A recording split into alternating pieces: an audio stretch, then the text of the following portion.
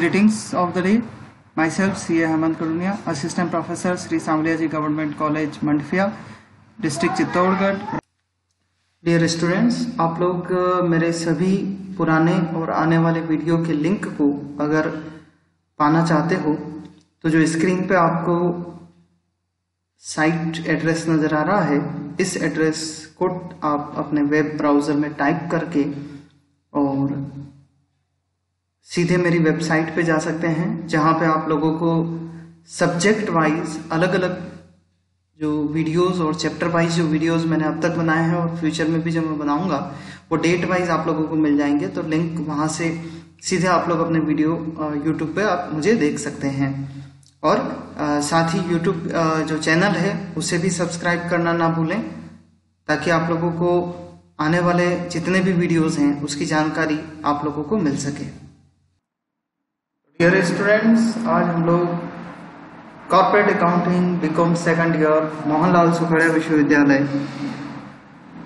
के लिए next chapter चालू करेंगे, जिसका नाम है रिडेम्पशन ऑफ प्रेफरेंशियल। अधिमान अंश यानी कि पूर्वाधिकार अंश, इन अंशों का शोधन कैसे करते हैं इसको हमें सीखना है। प्रैक्टिकल पार्ट पर चलने से पहले हम लोग डिस्कस करेंगे थ्योरेटिकल पार्ट पर कानूनी प्रावधान में क्या क्या अवेलेबल है, उससे रिगार्डिंग हम लोग डिस्कस करने वाले हैं। तो चलिए सबसे पहले डिस्कस करते हैं कौन कौन सा अधिनियम इस पर लागू होता है। तो कंपनी अधिनियम 2013 की धारा 55, इसको आप अच्छे से याद करेंगे। कंपनी अधिनियम 2013 की धारा 55। कंपनी नियम 2014 के नियम 9 में अधिमान अंशों के निर्गमन एवं शोधन से संबंधित प्रावधान दे रखे हैं। तो क्या क्या प्रावधान है, चलिए डिस्कस करते हैं। सबसे पहले चलते हैं धारा 55 के अनुसार यदि अंशों द्वारा सीमित दायित्व वाली कंपनी के अंतर नियम आज्ञा दें तो कंपनी अधिमान अंश निर्गमित कर सकती है, अन्यथा नहीं कर सकती। परंतु अधिमान अंशों को उनके निर्गमन की तिथि के पश्चात की अधिकतम 20 वर्ष की अवधि में शोधन करना आवश्यक होगा। तो अब ये शोधन क्या चीज है? शोधन का मतलब है जब आपने कोई पूंजी इश्यू करी तो उसको पुनः लौटाना, वापस चुका देना। Preference share capital, equity share capital आप लोग जानते हो, लायबिलिटी में लिखते हैं, लायबिलिटी है तो इसका मतलब वापस चुकाना पड़ सकता है, चुकाना पड़ेगा।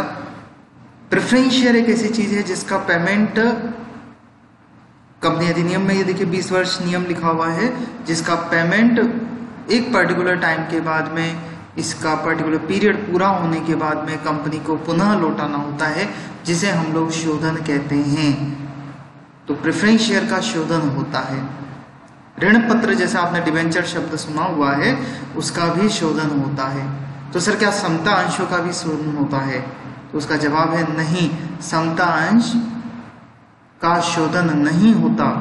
केवल क्षमता अंशों का पुनः खरीद किया जा सकता है, जिसको हमने पिछले चैप्टर में कवर किया हुआ है। तो इस 20 वर्ष की अवधि के लिए एक अपवाद भी है जो कि 30 वर्ष तक जाता है। क्या अपवाद है?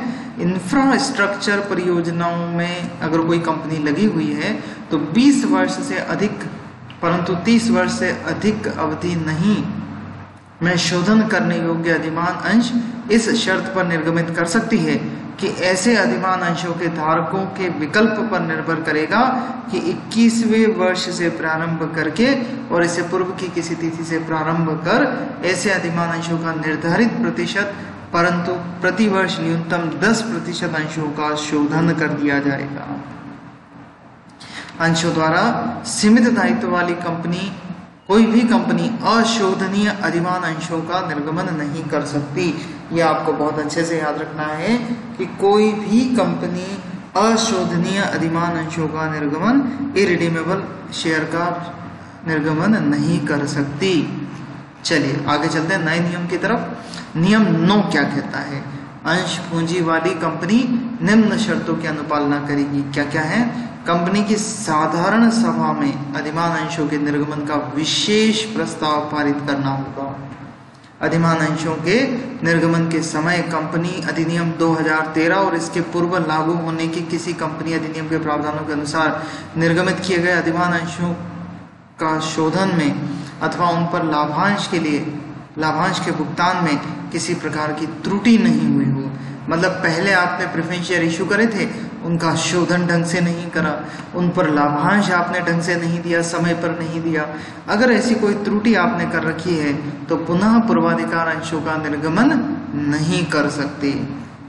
कंपनी नियम 2014 के नियम 9 निर्धारित किए गए 9 बिंदुओं के विवरण को पूर्व वर्णित पारित विशेष प्रस्ताव, ये वाला विशेष प्रस्ताव में शामिल किया होना आवश्यक है तथा विशेष प्रस्ताव के पारित करने हेतु बुलाई गई साधारण सभा के नोटिस के साथ इन 9 बिंदुओं के स्पष्टीकरण संलग्न होने आवश्यक हैं। अब चलेंगे सेबी के दिशा निर्देशों पर। तो सेबी ने क्या दिशा निर्देश दिए हैं, आप इसको भी अच्छे से याद करेंगे। ये रहे सेबी के दिशा निर्देश, थोड़ा इसे बड़ा कर देते हैं आप लोगों के लिए, देखने में आसानी हो जाएगी। चलिए, तो सेबी के दिशा निर्देश बच्चों याद करो। ऐसी कंपनी जो अपने अधिमान अंशों को किसी मान्यता प्राप्त स्टॉक एक्सचेंज पर सूचीबद्ध करने का इरादा रखती हो, स्टॉक एक्सचेंज पर लिस्टेड करने का इरादा रखती हो, मतलब शेयर मार्केट में उसको बेचा जा सके, उसे अधिमान अंशों का निर्गमन एवं शोधन सेबी द्वारा इस संबंध में निर्धारित दिशा निर्देशों की अनुपालना करते हुए करना होगा। बच्चों, अब जो मैं शोधन की शर्तें पढ़ने जा रहा हूं, आप लोगों को बहुत अच्छे से याद करनी है। तो क्या शर्तें हैं? निश्चित समय पर शोधन होगा, निश्चित की गई घटना के घटित होने पर शोधन किया जा सकता है, अथवा कंपनी के विकल्प पर किसी भी समय शोधन हो सकता है, अधिमान अंशधारियों के विकल्प पर किसी भी समय शोधन हो सकता है। कानूनी प्रावधान की बात करेंगे तो आप एक मोस्ट इंपोर्टेंट प्रावधान याद करेंगे कि केवल पूर्ण प्रदत्त अधिमान अंशों का शोधन ही किया जा सकता है, आंशिक दत्त अंशों का शोधन नहीं किया जा सकता। आंशिक दत्त अंश शोधन क्या होते हैं बच्चों? तो 10 रुपए वाला शेयर है, आप लोग जानते हैं किस्ते में मंगवाते हैं। अगर कंपनी ने अभी तक 8 रुपए मंगवाए हैं, 2 रुपए नहीं मंगवाए, इसे पूर्ण प्रदत्त नहीं माना जा सकता, इनका शोधन नहीं किया जाएगा। अगर प्रश्न में लिखा हुआ आ जाए कि 10 रुपए के शेयर हैं लेकिन 8 रुपए ही प्रदत्त हैं, तो आपको 2 रुपए की फाइनल कॉल की एंट्री बनानी होगी। दो जो फाइनल कॉल की एंट्रीज आप लोग पिछले चैप्टर में सीख के आए हो, preference share final call account debit to preference share capital due करने की एंट्री, और bank account debit to preference share final call receive करने की एंट्री, ये आपको पहले बनानी होगी, उसके बाद आपको क्वेश्चन को सॉल्व करना है। चलिए आगे बढ़ते हैं। ऐसा शोधन निम्नलिखित स्रोतों से होगा। इंपॉर्टेंट रहेगा, प्रैक्टिकल करने में ध्यान से सुनना। कंपनी के लाभ जो लाभांश वितरण हेतु उपलब्ध हों, उनको लाभों में से किया जा सकता है। और दूसरा तरीका है अंशों के नए निर्गमन से शोधन किया जा सकता है। 2 तरीके हैं, पहला लाभांश से, लाभ मतलब प्रॉफिट में से, और दूसरा नए शेयर इश्यू करके। नए शेयर इश्यू करने का मतलब आप इक्विटी शेयर भी इश्यू कर सकते हो, प्रेफरेंस शेयर भी इश्यू कर सकते हो। लाभांश के लिए जो लाभ उपलब्ध हैं, लाभ कौन कौन से हैं बच्चों अच्छे से याद करना, लिख लेना कॉपी में। लाभ हानि खाते का credit balance, general reserve fund, आयकर संचय, revenue reserve, insurance fund, dividend equalisation reserve, workers compensation fund, workers welfare fund इत्यादि। तो बच्चों जो मैं नियम है रिपीट कर रहा हूं, सुनना है, लिखना है और याद रखना है। पहली चीज, प्रश्न में या प्रैक्टिकल लाइफ में केवल पूर्ण प्रदत्त अंशों का शोधन ही हो सकता है, आंशिक दत्त अंशों का शोधन नहीं हो सकता। दूसरी बात, शोधन के 2 तरीके हो सकते हैं, लाभों में से शोधन और अंशों के नए निर्गमन द्वारा शोधन। लाभों में से शोधन अगर प्रश्न में करना है या प्रॉफिट को काम में लेना है, तो आप लोगों को कौन कौन से खाते काम में लेने हैं? लाभ हानि खाता, profit and loss account, general reserve fund, revenue reserve, insurance fund, dividend equalisation fund, workers compensation fund, या एम्प्लॉइज कंपनसेशन फंड या रिजर्व और वर्कर्स वेलफेयर फंड। अच्छा, अगर प्रश्न में सूचना दे रखी हो तो ही निर्यात प्रोत्साहन संचय, एक्सपोर्ट इंसेंटिव रिजर्व, विनियोग छूट संचय, इन्वेस्टमेंट अलाउंस रिजर्व, विकास छूट संचय, डेवलपमेंट रिबेट रिजर्व, इनको आप काम में ले सकते हो। अगर प्रश्न में दे रखा हो तो ही लेना, बाकी मत लेना। तो ये मैंने आपको पहले डिस्कस कर लिया है, एक बार फिर से रिपीट कर देते हैं कि विधियां कौन कौन सी हैं। मैंने आपको अभी ऊपर बताई थी। लाभों में से शोधन, पहला पॉइंट, लाभों में से शोधन। दूसरा पॉइंट, नए निर्गमन से प्राप्त पूंजी के द्वारा शोधन। अब ये दोनों हो गए, तो आंशिक लाभों में से और आंशिक नए निर्गमन से प्राप्त पूंजी में से शोधन। 3 तरीके बच्चों प्रैक्टिकल में हम लोग देखने वाले हैं। चौथा जो पॉइंट है ये आप लोगों के फिलहाल अभी काम नहीं आएगा। जब ये चैप्टर एंड कर रहे होंगे उस वक्त हम लोग सीखेंगे नए अंशों में परिवर्तन द्वारा शोधन। परिवर्तन वाला जो पार्ट है हम लोग इस चैप्टर के एंड में हम लोग देखने वाले हैं। फिलहाल इसको ड्रॉप करेंगे। इन 3 को हम लोग डिटेल में प्रैक्टिकल एंट्रीज बनाकर देखेंगे बच्चों। तो चलिए चलते हैं इसके लेखांकन व्यवहार पर, प्रेफरेंस शेयर का रिडम्पशन कैसे करते। तो प्रैक्टिकल एंट्रीज बनाने के लिए बच्चों आप लोगों को जो सीखना है वो इस चार्ट से एक बार आप प्रैक्टिकल समझने की कोशिश करो, फिर हम इसकी एंट्रीज पर चलते हैं। प्रेफरेंस शेयर कैपिटल मान लो 1 लाख रुपए की क्वेश्चन में दे रखी है। 1 लाख रुपए की प्रेफरेंस शेयर कैपिटल का हमें शोधन करने को कहा गया। तो इस शब्द पे आप लोग अभी नहीं जाएं, इसको मैं यहां से हटा भी देता हूं। एक बार आप लोग सिर्फ 1 लाख रुपए की कैपिटल को अच्छे से समझ लो। इस कैपिटल के लिए बच्चों मैंने आपको कहा 2 मेथड यूज हो सकते हैं, 2 तरीके यूज हो सकते हैं। या तो कंपनी लाभों में से शोधन कर सकती है या नई शेयर कैपिटल द्वारा शोधन किया जा सकता है। अभी फिलहाल मैं दोनों के बीच में या लगा रहा हूं। प्रेफरेंस शेयर कैपिटल हमारी 1 लाख रुपए है। अगर पूरे 1 लाख रुपए, पूरे के पूरे 1 लाख रुपए लाभों में से निकाल लिए जाएं, नए शेयर इश्यू नहीं किए जाएं, तो इस शोधन को हम कहते हैं लाभों में से शोधन। अच्छा, अगर आपको डेफिनेशन में भी लिखना हो तो आप इसको समझा सकते हो इसी एग्जाम्पल के द्वारा कि माना कि प्रेफरेंस शेयर कैपिटल 1 लाख रुपए की है और कंपनी ने पूरा प्रॉफिट में से पैसा निकाला है, जो मैं रिजर्व में आपको बताने वाला हूं उनमें से पैसा निकाला है। पूरे 1 लाख रुपए प्रॉफिट में से निकाले हैं, नई शेयर कैपिटल इश्यू नहीं करी है, तो इस चीज को हम लोग कहते हैं लाभों में से शोधन। और अगर दूसरा केस हम लोग बात करें, दूसरा तरीका जो हो सकता है वो है पूरे नए शेयर कैपिटल इश्यू कर दो 1 लाख रुपए के, प्रॉफिट में से कुछ भी मत निकालो। तो बच्चों इसको बोलेंगे हम नए अंशों के निर्गमन द्वारा पूर्वाधिकार अंशों का शोधन, जहां पे सारा पैसा कहां से लिया, शेयर कैपिटल इश्यू करके। अब तीसरा केस दोनों पार्टीशन कर दो कि 40,000 रुपए के तो शेयर इश्यू कर दिए, 1 लाख रुपए की पूंजी चुकानी है, तो 60,000 रुपए का अरेंजमेंट हमने कहां से कर लिया, प्रॉफिट में से। ठीक है, या प्रॉफिट में से 60,000 रुपए निकाल लिए, बाकी के 40,000 के शेयर इश्यू कर दिए। तो आप किसी भी वे में कह लो, मीनिंग वही निकलने वाला है।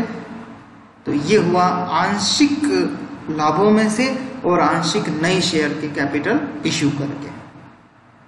तो तीनों मेथड मेरे ख्याल से आपको पॉइंट वाइज बिल्कुल क्लियर हो गए होंगे। 1 लाख की पूंजी के लिए पूर्णतया लाभों में से शोधन, 1 लाख की पूंजी के लिए पूर्वाधिकार अंश पूंजी के लिए पूर्णतया नए अंशों के निर्गमन द्वारा शोधन, और तीसरा आंशिक लाभों में से और आंशिक नई पूंजी के निर्गमन द्वारा। चलिए अब इसके एंट्रीज के बारे में बात करते हैं। तो एंट्रीज पर चलने से पहले मैं एक चीज और इसमें एडिशनल जोड़ रहा हूं, और वो है कि क्या कंपनी 1 लाख रुपए जब इश्यू करे थे तब 1 लाख रुपए लिए थे, तो क्या पेमेंट भी 1 लाख रुपए करेगी।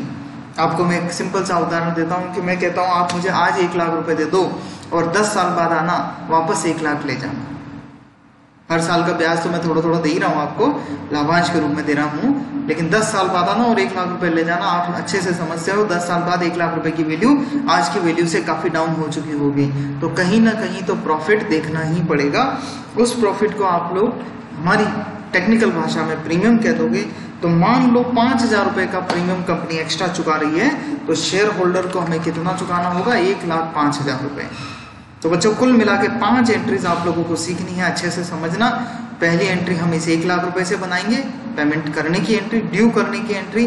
दूसरी एंट्री हम शेयर इशू करने की बनाएंगे। तीसरी एंट्री लाभों में से पैसा निकालने की एंट्री बनाएंगे। चौथे नंबर पे प्रीमियम को एडजस्ट करेंगे और फाइनल पेमेंट कर देंगे शेयर होल्डर्स को, 5वीं एंट्री। तो चलिए पहली एंट्री बच्चों क्वेश्चन याद रखना, थोड़ा सा समझने में आसानी रहेगी। प्रेफरेंस शेयर कैपिटल 1 लाख रुपए की है, प्रीमियम 5,000 रुपए का है, 1,05,000 रुपए से हमारी एंट्री बननी है।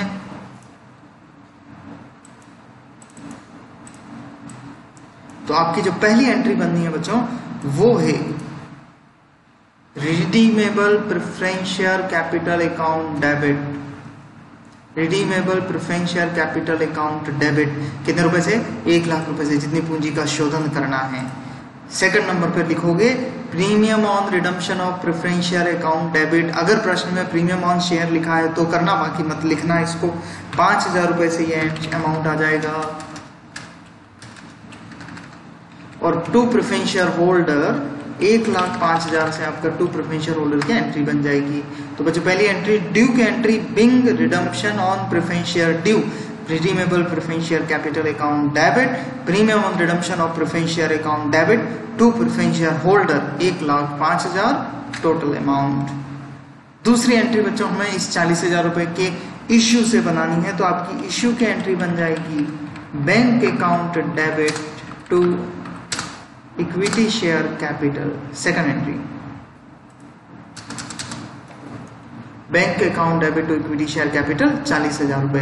तो इस 1 लाख रुपए की पूंजी के लिए 40,000 रुपए की पूंजी का निर्गमन हो गया है, तो 60,000 रुपए हमें लाभों में से निकालने हैं। हमारी तीसरी एंट्री लाभों में से निकालने वाली हो जाएगी profit and loss account debit to capital redemption reserve. आपको CRR में बाकी का पैसा ट्रांसफर करना है, प्रॉफिट में से निकालना है, कैपिटल रिडम्पशन रिजर्व में डालना है। अब यहाँ जब बच्चों प्रॉफिट की बात करते हैं तो प्रॉफिट एंड लॉस अकाउंट यहाँ जो डेबिट हो रहा है उसकी जगह आप लोग वही खाते इस्तेमाल कर सकते हो जो मैंने आपको अभी थोड़ी देर पहले बताए थे कि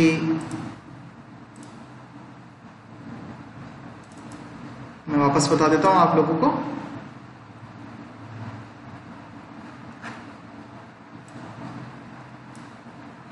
ये वाले अकाउंट्स हम लोग डिस्कस कर रहे थे, कौन कौन से थे मैं फिर से बता दूं। प्रॉफिट एंड लॉस अकाउंट की जगह या प्रॉफिट एंड लॉस के साथ साथ इन खातों का इस्तेमाल किया जा सकता है। कौन कौन से थे? लाभ हानि खाता, वो प्रॉफिट एंड लॉस तो मैंने वहां लिखा हुआ ही है। General reserve, reserve fund, revenue reserve, revenue reserve, insurance fund, dividend equalisation reserve, कर्मचारी क्षतिपूर्ति कोष,